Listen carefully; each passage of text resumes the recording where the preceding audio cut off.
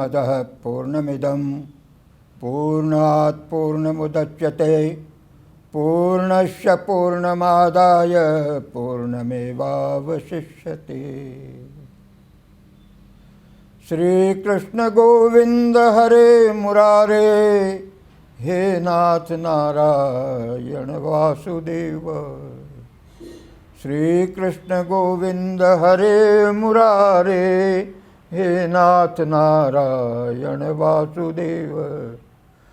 कृष्णाय वासुदेवाय हरये परमात्मने, प्रणतक्लेशनाशाय गोविंदाय नमो नमः। हरि ओम तत्सत्, हरि ओम तत्सत्। आज हम श्रीमद्भगवद गीता के 15वें अध्याय का अध्ययन करेंगे। इस अध्याय का नाम है पुरुषोत्तम योग।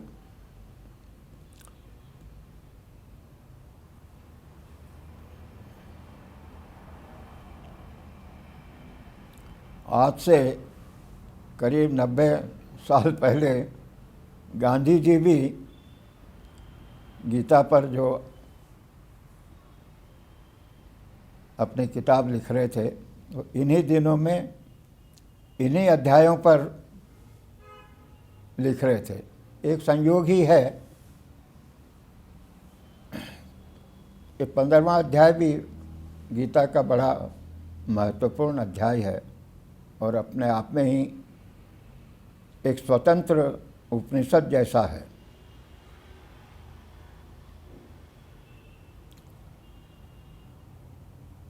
इसके कई मंत्र दूसरे उपनिषदों में भी मिलते हैं। अश्वत्थ वृक्ष का जो वर्णन है वो कठोपनिषद में भी आता है। श्री भगवान उवाच। अब भगवान की अर्जुन पर बहुत ही कृपा हो गई है और उसको वो हर चीज़ अच्छी तरह से समझा रहे हैं, जिससे उसके मन में किसी प्रकार की कोई भी शंका और संशय नहीं रहे। तो अब इस सृष्टि का क्या रूप है, मनुष्य का कैसे पुनर्जन्म होता है और पुरुषोत्तम क्या है, ये सब तत्व भगवान अर्जुन को समझा रहे हैं। श्री भगवान उवाच। ऊर्ध्वमूलमधः शाखम् अश्वत्थं प्राहुरव्ययम् छन्दांसि यस्य पर्णानि यस्तं वेद स वेदवित्।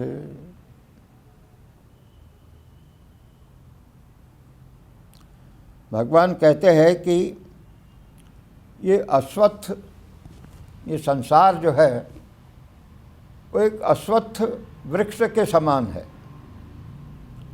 अश्वत्थ पीपल के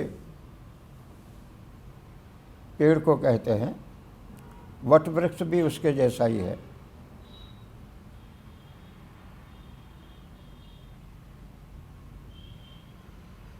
इसीलिए भारतवर्ष में पीपल के पेड़ और वट वृक्ष की को इतना सम्मान दिया जाता है। उसका कारण यही है कि वेदों में, उपनिषदों में और गीता में इस संसार की तुलना इस अश्वत्थ के वृक्ष से की गई है कि ये संसार का जो अश्वत्थ रूपी पेड़ है, वृक्ष है, इसकी जड़ें ऊपर हैं। ऊर्ध्वमूलम अधः शाखम, और इसकी शाखाएं नीचे हैं। इस सृष्टि की उत्पत्ति परमेश्वर से हुई है।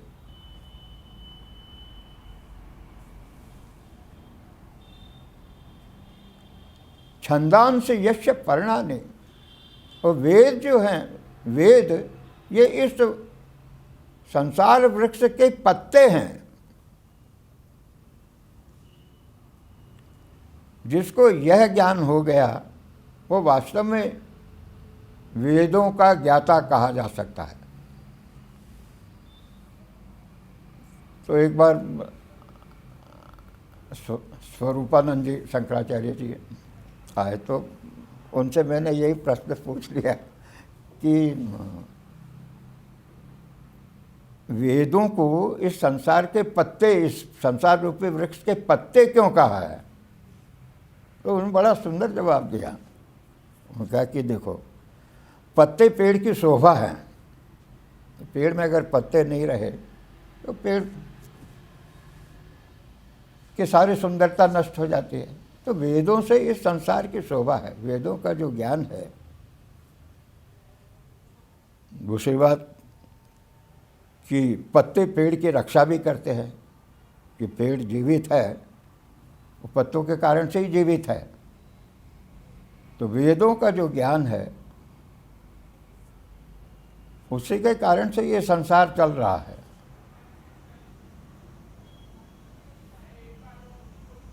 और तीसरी बात जो आगे पढ़ने से और स्पष्ट होगी कि वेदों में जो कर्मकांड है, यज्ञ करना, उस कर्मकांड के फल स्वरूप मनुष्यों का बार बार जन्म होता है, प्राणियों का, और इसी कारण से संसार चल रहा है। नहीं तो सब मोक्ष में चले जाएंगे तो संसार कैसे चलेगा? तो ये जो अच्छे बुरे कर्म हैं उनके कारण से ही ये संसार चल रहा है। और वेदों का जो ज्ञान है और जो कर्मकांड है वो ही इस संसार रूपी वृक्ष के पत्ते हैं। उसकी शोभा भी है, उसका जीवन भी है, और उसी के कारण से ये संसार जीवित है। तो भगवान कहते हैं कि जिसको ये ज्ञान हो गया इस अश्वत्थ वृक्ष का, वो वास्तव में वेदों का ज्ञाता, वेदों का जानकार कहलाने योग्य है।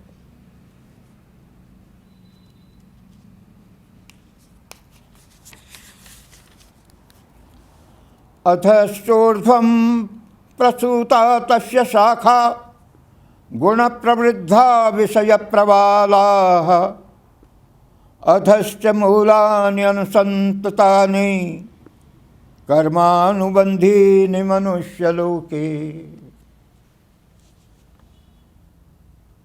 इस पेड़ की शाखाएं ऊपर भी है, नीचे भी है।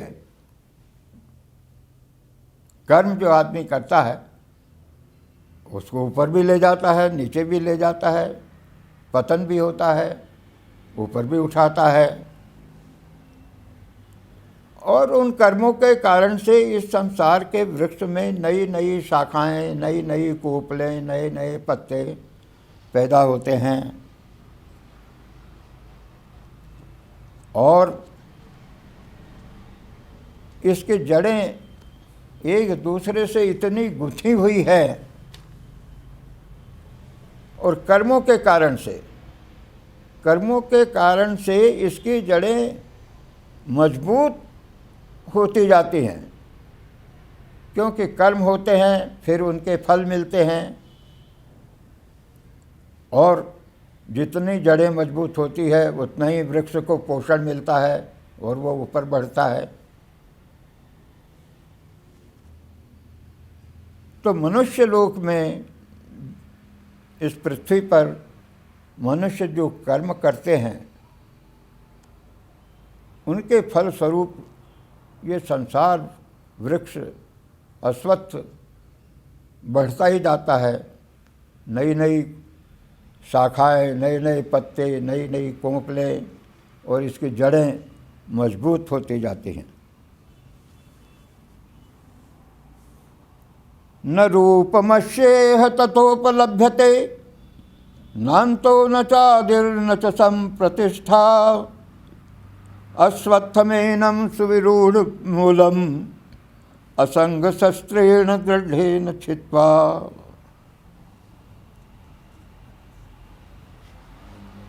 इस संसार वृक्ष का जो स्वरूप है, जैसा बताया गया है, वैसा वो दिखता नहीं है। अपन देखते हैं तो जैसा अश्वत्थ का वर्णन किया है, ऐसा अपने को नहीं दिखता कि ये कर्मों के कारण से फैल रहा है और इसकी जड़ें मजबूत हो रही है, और कर्मों के कारण से मनुष्य को इसका ज्ञान नहीं रहता।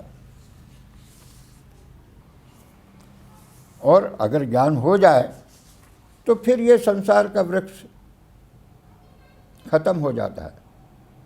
जिसको सही ज्ञान हो गया उसके लिए संसार का वृक्ष कुछ नहीं है, पर जिसको ज्ञान नहीं है उसके लिए तो ये विशाल है।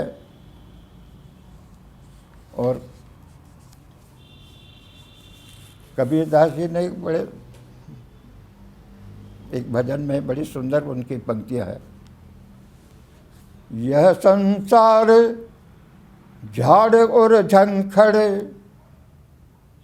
आग लगे बरी जाना है। यह संसार कागज की पुड़िया, बूंद पड़े गल जाना है। यह संसार झाड़ और झंकड़, उलझ उलझ मर जाना है। यह संसार झाड़ और झंखड़, उलझ उलझ मर जाना है। इससे मुक्ति मिलना बड़ा कठिन है। जो इसमें फंस गया वो फंस गया, लेकिन मुक्ति मिल सकती है, भगवान ने उसका मार्ग बताया है। यह संसार कांटों की बाड़ी, लाइन थोड़ी मैं भूल गया था। यह संसार कांटों की बाड़ी, उलझ उलझ मर जाना है। यह संसार झाड़ और झंखड़, आग लगे भरी जाना है। यह संसार कागज की पुड़िया, बूंद पड़े गल जाना है। बहुत सुंदर चित्रण है संसार का। जो इसमें उलझ गया उसको इससे छुटकारा मिलना मुश्किल है, पर भगवान ने रास्ता बताया है। ततः पदम तत् परिमार्गितव्यम, यस्मिन् गता न निवर्तन्ति भूयः। तमेव चाद्यं पुरुषं प्रपद्ये, यतः प्रवृत्तिः प्रसृता पुराणी। संसार बोलते कि इसीलिए इस संसार की उलझन से कैसे निकलें, इस मार्ग को ढूंढना चाहिए मनुष्य ने। अगर मनुष्य का जन्म मिला है तो उसने वो मुक्ति का मार्ग ढूंढना चाहिए, जिससे इस झाड़ और झंखड़, इस कांटों की बाड़ी से आदमी निकल सके और ऐसे परमेश्वर के धाम में पहुंच जाए जहां जाकर के फिर से लौटना नहीं पड़े, और उस आदि परम पुरुष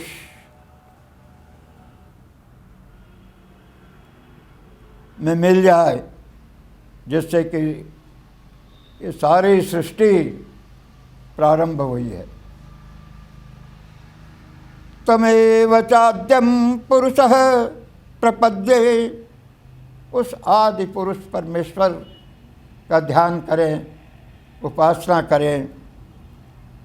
यतः प्रवृत्ति प्रसृता पुराणी, जिससे इस संसार की उत्पत्ति पुरातन काल से, अनादि काल से हुई है। निर्माण मोहा जित संग दोषाः, अध्यात्म नित्या विनिवृत्त कामाः। द्वंद्वैर्विमुक्ताः सुख दुःख संगे, गच्छन्ति मूढ़ाः पदम अव्ययम् तत्। तो भगवान रास्ता बता रहे हैं कि उस परम पद परमेश्वर, उस परम धाम को कैसे प्राप्त किया जाए? तो निर्माण मोहा। पहले तो आदमी ने अपना अहंकार, मैं बहुत पूजनीय, सम्माननीय, श्रेष्ठ हूँ, ये भाव त्याग देना चाहिए। मैं परमेश्वर का एक छोटा सा भक्त हूँ, और मोह नहीं रखे संसार की वस्तुओं से। जैसा पहले कहा है, पुत्र द्वारा ग्रहादिषु, इस मोह से मुक्त हो जाए। तुलसीदास जी ने भी बड़ा सुंदरकांड में कहा है, जननी जनक बंधु सुत द्वारा दारा, तनु धनु भवन सुहृद परिवारा, सबके ममता ताग बटोरी, मम पद मन बांधी बरी डोरी, समदर्शी केउ इच्छा नाही,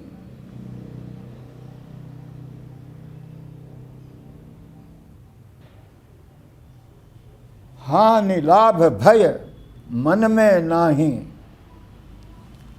हर्ष शोक भय मन में नाही। ऐसा वर्णन किया है तुलसीदास जी ने। वैसा ही कि निर्माण मोहा जित संग दोषा, अध्यात्म नित्या विनिवृत्त कामा। हमेशा ये ख्याल रहे कि मैं आत्मा हूँ, मैं ये प्रकृति, ये इंद्रिया, मन, बुद्धि, ये तमोगुण, रजोगुण, सतोगुण, इनसे परे अतीत शुद्ध आत्मा हूँ, परमेश्वर का अंश हूँ। उसकी कोई इच्छाएं नहीं है, कुछ नहीं चाहिए। यहाँ तक कि कभी कहते हैं कि हमें मोक्ष की भी इच्छा नहीं है, मोक्ष भी नहीं चाहिए। भगवान के ध्यान में, आनंद में डूबे रहें, हमें न मोक्ष चाहिए। अगर जन्म भी हो, बाद में वैष्णव धर्म में मोक्ष के भी लोग आगे बढ़ गए, और बुद्ध ने भी कि नहीं, हम बार बार जन्म लें, भगवान की सेवा करें इस पृथ्वी पर।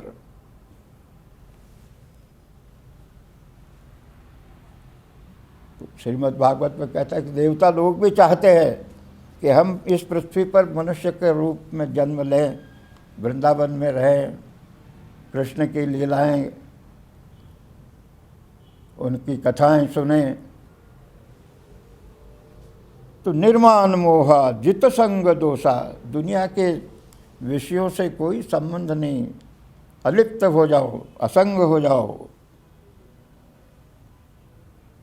विनिवृत्त कामा, सारी इच्छाएं त्याग दो। द्वंद्वे विमुक्ता सुख दुख संगे, सुख और दुख रूपी जो द्वंद्व है उनसे मुक्त हो जाओ। न सुख है न दुख है, सब जो हो रहा है वो हो रहा है, जो भगवान की इच्छा हो रहा है। ऐसा जिन ज्ञानी लोगों को ज्ञान प्राप्त हो गया है और जो इस तरह से जीवन यापन कर रहे हैं, वे उस परम पुरुष को प्राप्त कर लेते हैं और इस संसार से मुक्त हो जाते हैं। न तद्भासयते सूर्यो न शशांको न पावकः, यद गत्वा न निवर्तन्ते तद्धाम परमं मम। जहाँ परमेश्वर हैं उन्हीं का प्रकाश है, वहाँ न सूर्य चमकता है, न चांद चमकता है, न अग्नि। और जहाँ पहुँच जाने पर फिर से इस संसार में लौटना नहीं पड़ता, वही परमेश्वर का स्थान है। उसी को वैकुंठ कहते हैं, उसी को विष्णु लोक कहते हैं।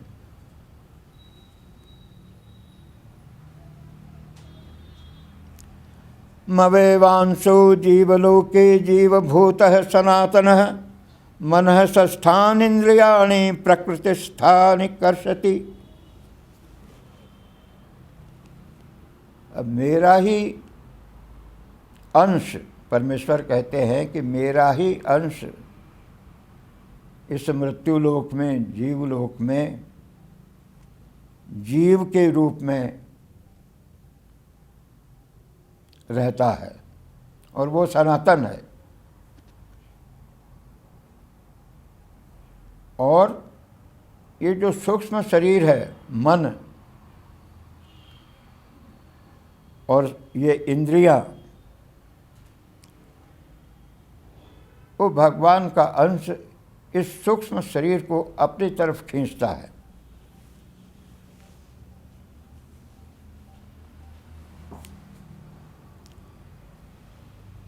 यानी उस सूक्ष्म शरीर से वो युक्त हो करके मनुष्य का रूप या प्राणी का रूप प्राप्त करता है।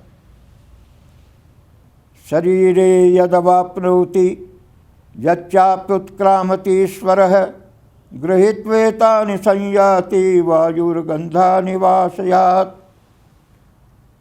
किस तरह से वो इनको खींच लेता है, जैसे हवा चलती है और फूलों की सुगंध को अपने साथ ले जाती है। इसी तरह से वो परमेश्वर का अंश जो आत्मा है, वो इस सूक्ष्म शरीर को, जिसमें मन और इंद्रियां हैं, उसको अपने साथ ले जाती है।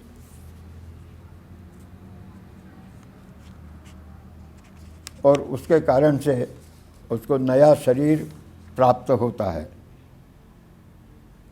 श्रोत्रम चक्षुः स्पर्शनम च रसनम घ्राणमेव च अधिष्ठाय मनश्चायम विषयान उपसेवते।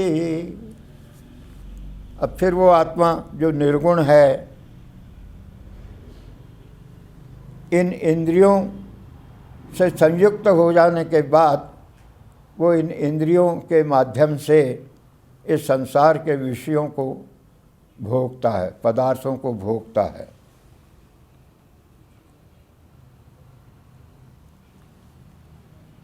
आँखें, कान, त्वचा, जीभ, नाक,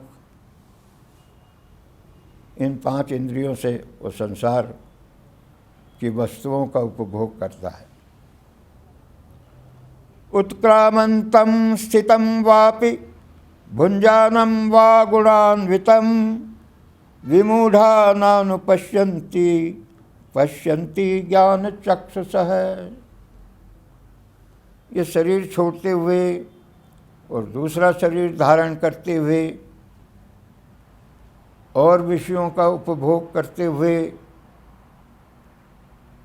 हमको नहीं दिखता, पर ज्ञानी लोगों को, जिनको ज्ञान के चक्षु जिन्हें प्राप्त हो गए हैं, ज्ञानी लोगों को दिखता है कि ये देखो, ये आत्मा, ये यहाँ इंद्रियों से मिल संयुक्त हो रहा है, अब ये विषयों का उपभोग कर रहा है।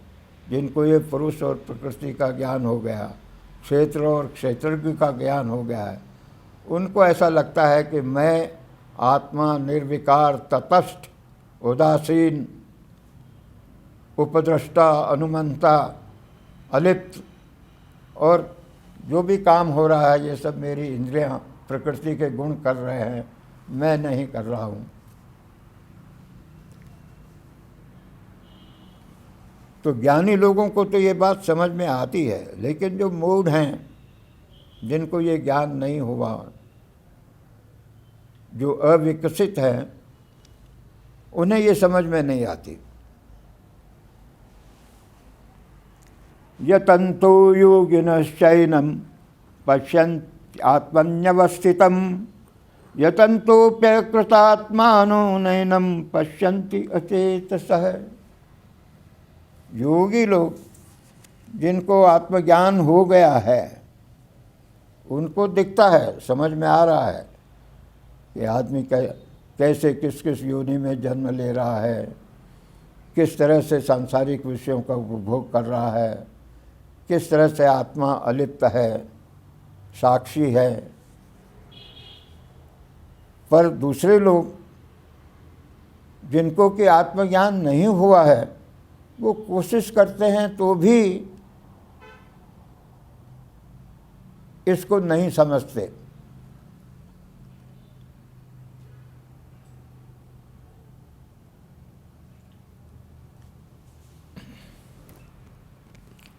अब फिर भगवान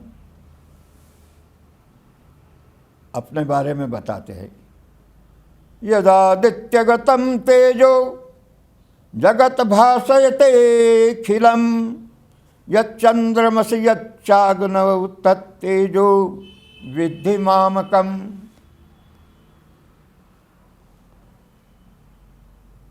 कहते कि मैं वैसे तो किसी को नहीं दिखता हूँ, लेकिन ज्ञानी लोग देखना चाहें तो देख सकते हैं कि सूरज और चांद को ही देखो, इनका जो तेज है वो मेरा ही तेज है। यदादित्यगतं तेजो, ये जो आदित्य का तेज है, सूर्य का, सारे जगत को प्रकाशित कर रहा है, वो मेरा ही तेज है। मेरे ही तेज से ये जगत प्रकाशित हो रहा है। जो चांद में, जो अग्नि में जो तेज है, वो मेरा ही तेज है।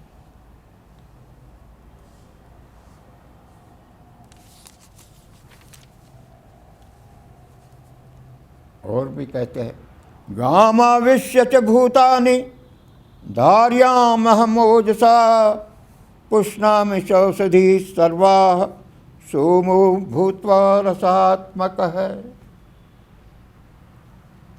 इस पृथ्वी ने जो सब प्राणियों को धारण कर रखा है, वो शक्ति किसकी है? वो मेरी ही शक्ति है, जिसके कारण से ये पृथ्वी प्राणियों को जन्म देती है, उनको पोषण करती है।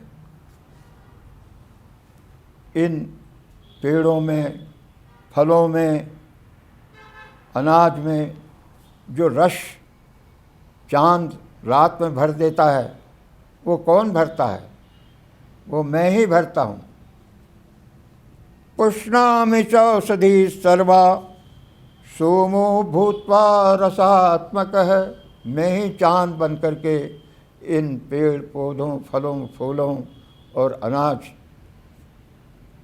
के पौधों में, गेहूं के, चने के, जो भी खाद्यान्न है, उनमें रस भरने वाला मैं ही हूँ।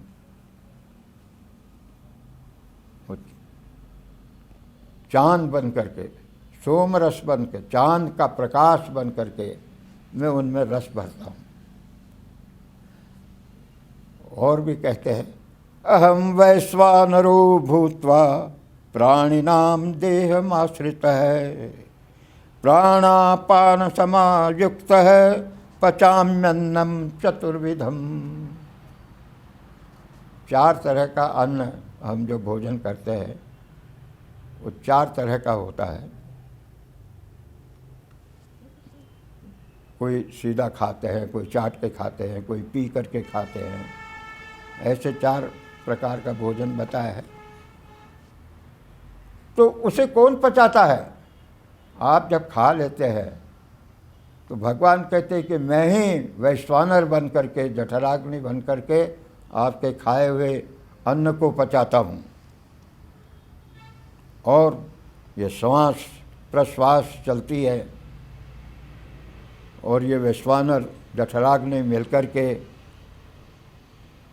मैं आपके खाए हुए अन्न को पचाता हूँ।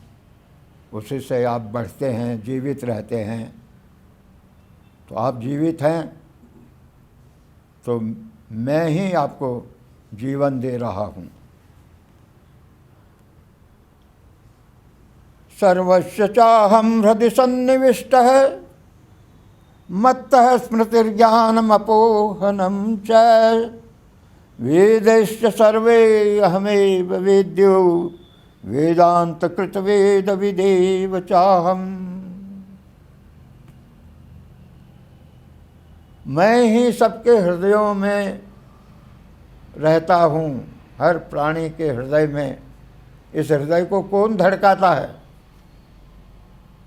ये इतने साल तक चलता है, कौन चलाता है इसको? वो कहता है मैं चलाता हूँ, आप नहीं जानते। और आपको चीज़ें याद रहती है, जो याद नहीं रखने लायक है उसको आप भूल जाते हैं। आप चीज़ों को देख करके ज्ञान प्राप्त करते हैं। ये सब मेरे ही कारण से संभव है।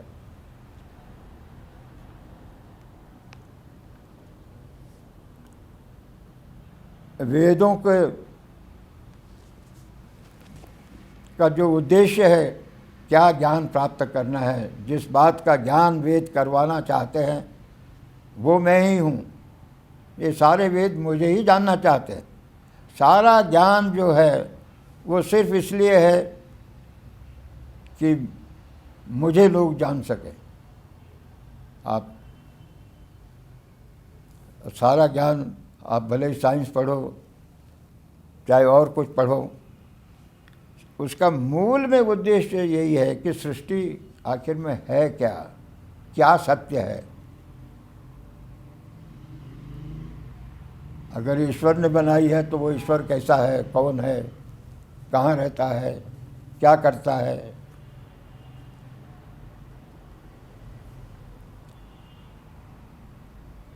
वेदैश्च सर्वे अहमेव वेद्यो वेदांतकृत वेदविदेव चाहम। वेदों को रचने वाला भी मैं ही हूँ और उनको समझने वाला भी मैं ही हूँ।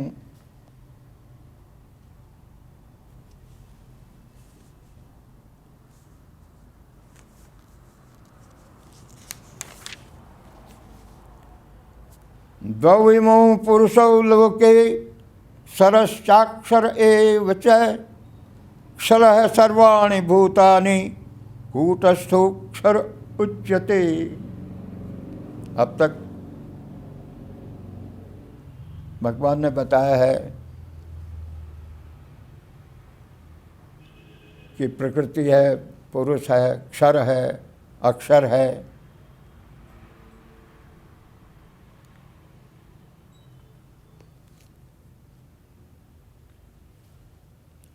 क्षर यानी सारे जो प्रकृति में सारे जो अचर पदार्थ हैं, जड़ पदार्थ हैं, वो क्षर हैं। अक्षर जो है, जो प्राणियों के देह में जो परमेश्वर का अंश है वो अक्षर है।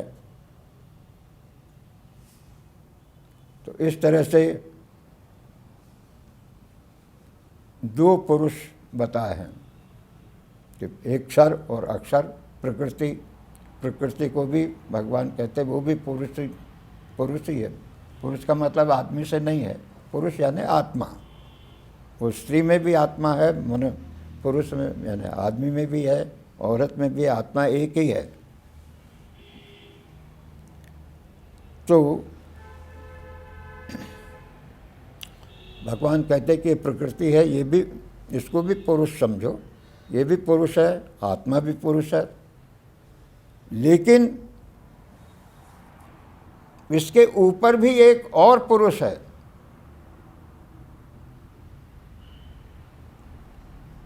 उत्तमः पुरुषस्त्वन्यः, इन दोनों के अलावा एक और उत्तम पुरुष है जो इनसे भी श्रेष्ठ है, उसको परमात्मा कहते हैं।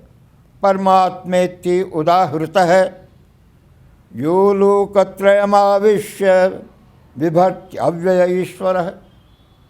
वो सारे तीनों लोकों में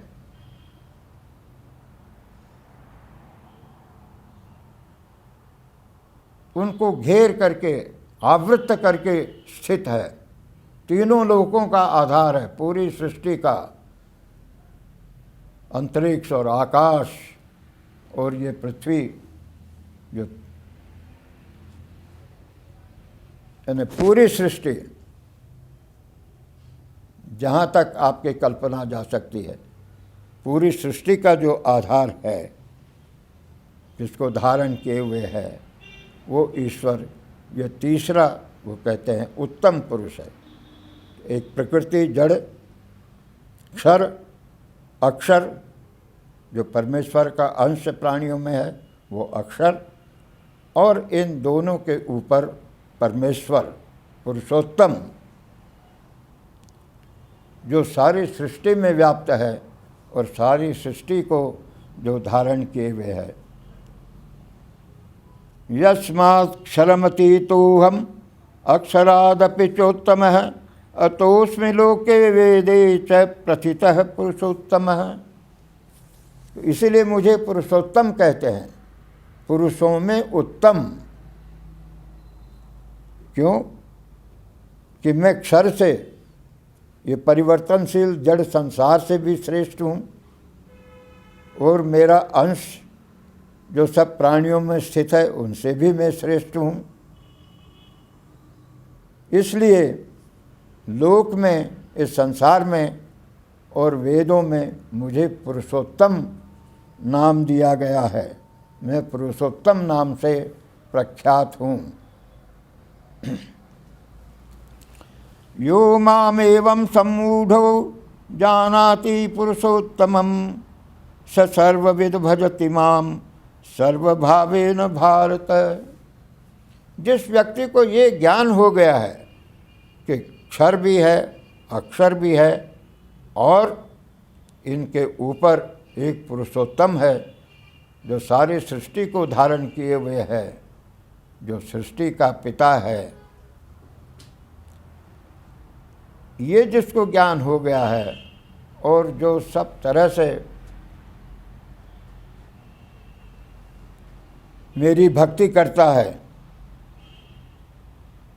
वह मुझे ही प्राप्त हो जाता है।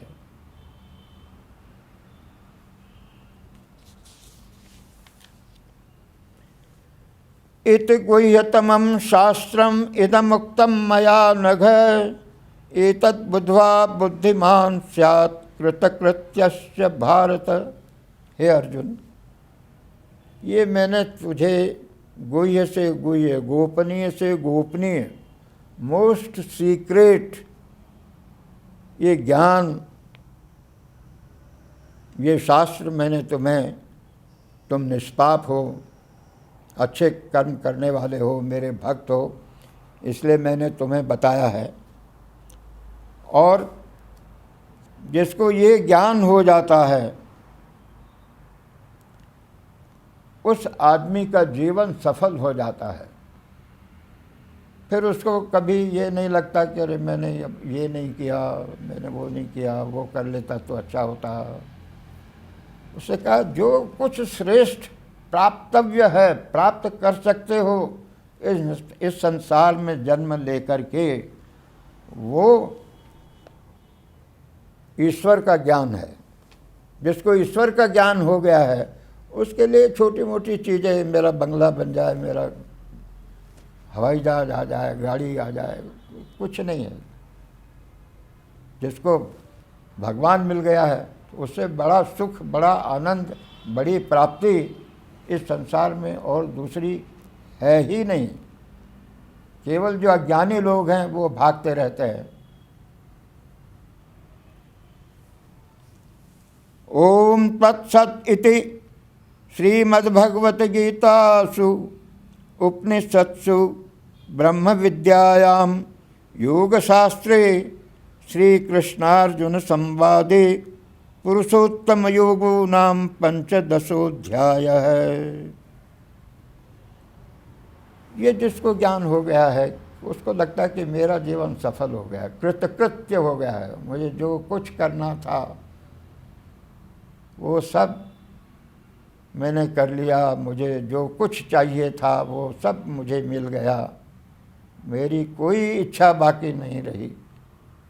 ऐसा व्यक्ति धन्य है, वो ईश्वर का सच्चा ज्ञानी, सच्चा भक्त, सच्चा योगी कहलाने योग्य है। ओम पूर्णमदः पूर्णमिदं पूर्णात् पूर्णमुदच्यते पूर्णस्य पूर्णमादाय पूर्णमेवावशिष्यते। श्री कृष्ण गोविंद हरे मुरारे हे नाथ नारायण वासुदेवा। श्री कृष्ण गोविंद हरे मुरारे, हे नाथ नारायण वासुदेवा। कृष्णाय वासुदेवाय हरये परमात्मने, प्रणतक्लेशनाशाय गोविन्दाय नमो नमः।